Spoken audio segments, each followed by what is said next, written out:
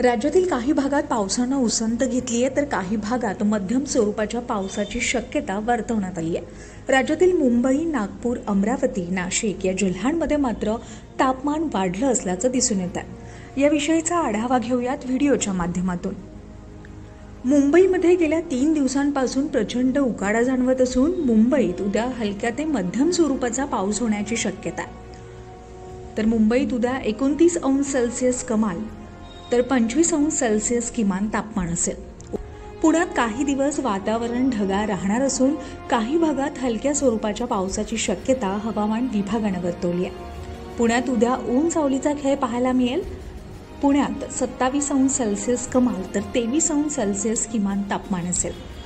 विदर्भातील नागपूर, अमरावती या शहरात उद्या तापमान वाढलेलं असेल तर चंद्रपूर, भंडारा, वर्धा, अकोला या भागामध्ये हलक्या ते मध्यम स्वरूपाच्या पावसाची शक्यता वर्तवण्यात आली आहे।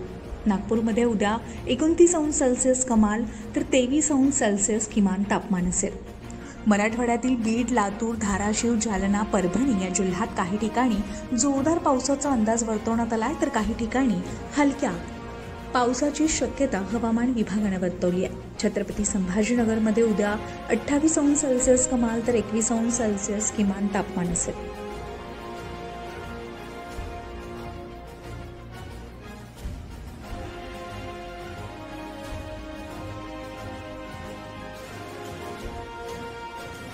राज्यामध्ये काही भागात पावसाच्या हलक्या ते मध्यम स्वरूपाच्या सरी पडतात तर काही भागात उन्हाचा चटकाही जाणवतो।